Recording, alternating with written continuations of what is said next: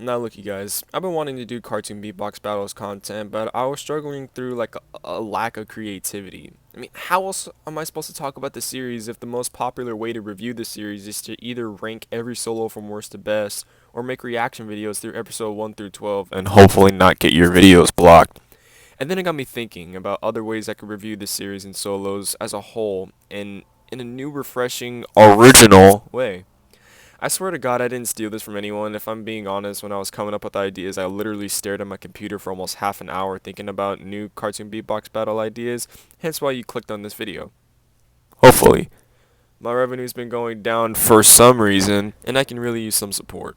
Once again, only a small percentage of you guys that are watching are actually subscribed, so if you guys can subscribe, it would mean the world to me. It's free and it helps me out a lot. Anyway guys, let's just get right into the video.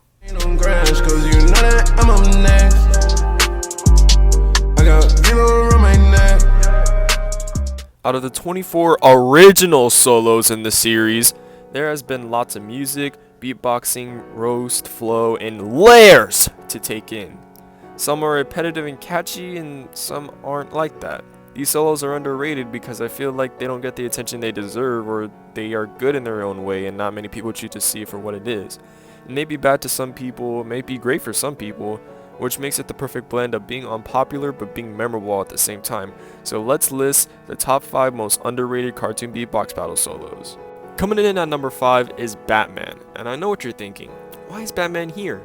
His solo is catchy and memorable. I mean, just look at this part.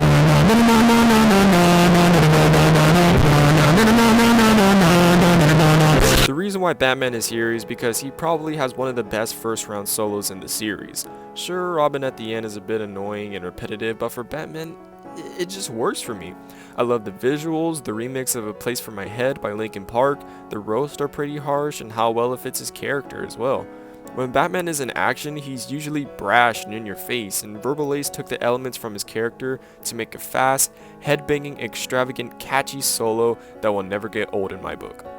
Number 4, we have Patrick's first solo. What makes it stand out for me the most is that it's one of the many solos that doesn't have music. The solos that don't have music tend to be everyone's least favorite, but out of all the solos that have no music with it, this is by far the best. Sure, he says one thing the entire round, basically saying Goofy is so ugly that he wants to vomit. Sure, I'll take it, man, it fits with Patrick's character. I mean, he's being obnoxious and using gross out humor while beatboxing. What really takes it for me is the ending. It's a style of beatboxing that is way different and more unique than any other solo in the series, while also using visuals from the SpongeBob series. Sure, the roasts were lacking creativity a little bit, but damn, that is one hell of a way to close out a good beatbox solo. Also, I mean, Patrick's doing Get Low. I mean, come on, it's great. This blood drop on my bald forehead. Coming in at number 3 is Darkside solo. This tends to be low on everyone's list, but damn it, I am tired of people saying it's bad because it's really not. The only thing I have against it is it's a bit repetitive, his voice is hard to understand sometimes, and he didn't have that strong of a finish compared to Thanos. I said it before that I really didn't like the remix of Gangsta's Paradise, but now I'm starting to accept it a little bit more. Plus, he has some good roast and a consistent flow, so yeah, I feel like too many people give it too much hate, and Darkside feels a little underappreciated in my book, but that's just me. Next up is Mario, and it might be nostalgia talking, but this solo is just way too freaking good.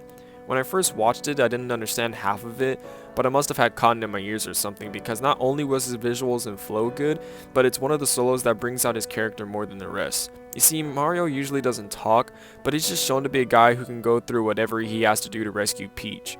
Using clever visuals, neat props, and having a happy and party-loving attitude, Mario is just one of those solos that isn't trying as hard to be good, but it's just one of those solos that is just fun and catchy and something you can have a good time listening to. And number 1, we have Deadshots. Don't get me wrong, Suicide Squad was kind of meh. I only saw it once, and it was whenever it first came out. Now I don't remember much of it. All I remember was Deadshot, the Fire Guy, Harley Quinn, and that god-awful Joker. Don't remember the plot, so don't argue against me saying if it's good or bad, I really don't care. But besides that, Deadshot's solo is absolutely freaking phenomenal. What was the audience smoking in 2018 for real? I get why Deadpool won because I felt like he was more popular and plus his solo was more memorable. But I would defend Deadshot's solo to the day I die, bro. It's great. The visuals, the roast, the flow, the remix of Move B-Word by Ludacris, and most of all the ending. That ending has to be in my top 5 best endings to a beatbox solo. It is just so catchy and magnificent, bro. Him being cocky and showing how precise he can be about shooting Deadpool in various locations just fit his character so well, and I still believe that he beat Deadpool this episode. I don't care what everybody says. Anyway guys, if you disagree with anything I said in this video, leave it in the comments below and tell me who you thought should be number 1. Whew. Now that that's over, I guess I can list my top 5 most overrated cartoon beatbox battle solos. I'll save it for another day. Rev out.